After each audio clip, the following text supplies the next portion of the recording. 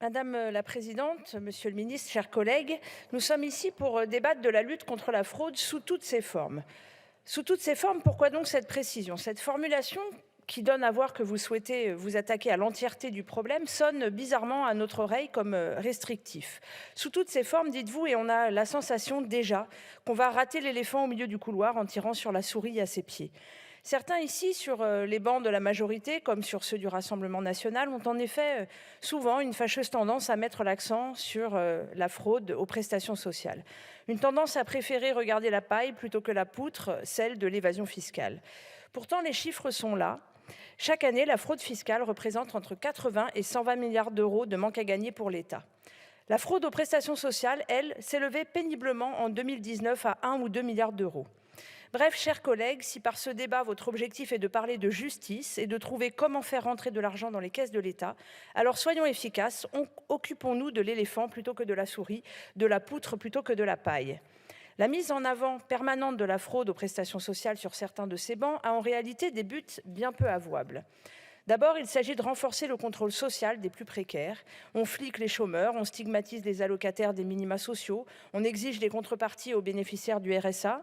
Ensuite, il faut faire oublier la fraude fiscale. On baisse donc les effectifs à la DGFiP, je le rappelle, plus de 4000 postes perdus sur ces 20 dernières années. On invente la justice négociée où les arrangements entre l'administration et les plus riches ou les grandes multinationales sont la norme pour que surtout, on puisse continuer de cacher cela sous le tapis.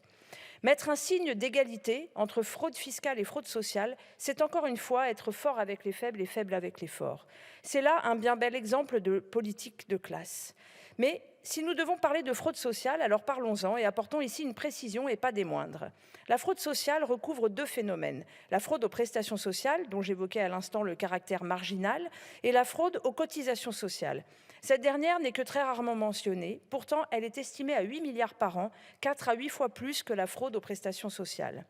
Là encore, le discours dénonçant la fraude aux prestations sociales soi-disant hors de contrôle n'a d'autre but que de dissimuler le vrai scandale.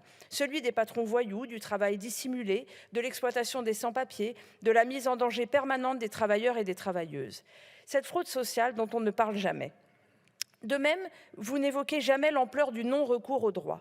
Un trop perçu de CAF pour une famille, un chômeur qui prend 2 jours de vacances pour raison familiale, un travailleur qui prolonge un congé maladie pour se remettre d'un burn-out et on entend tout de suite hurler à l'assistanat. En revanche, les 10 milliards de non-recours qui maintiennent des milliers de personnes dans la pauvreté ne semblent pas vous émouvoir. Sur le sujet de la fraude, l'hypocrisie est partout.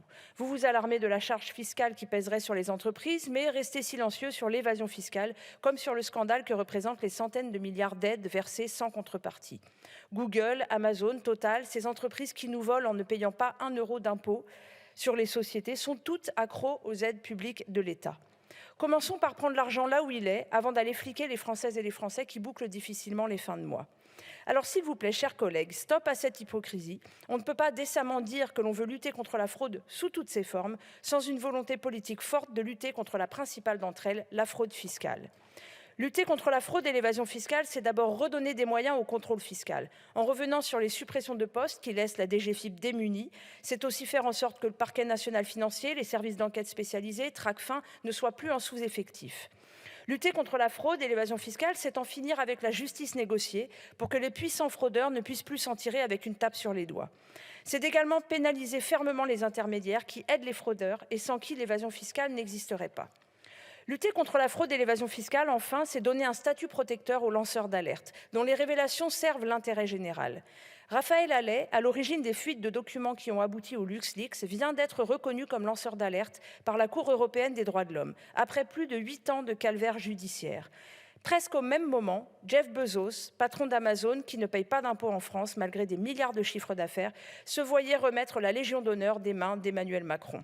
Voilà où on en est. Le héros est traîné en justice et le voleur est honoré. Mesdames et messieurs du gouvernement, chers collègues, si vous voulez réellement lutter contre la fraude, alors commencez par décorer Raphaël Halet et mettez les moyens contre l'évasion fiscale. Merci.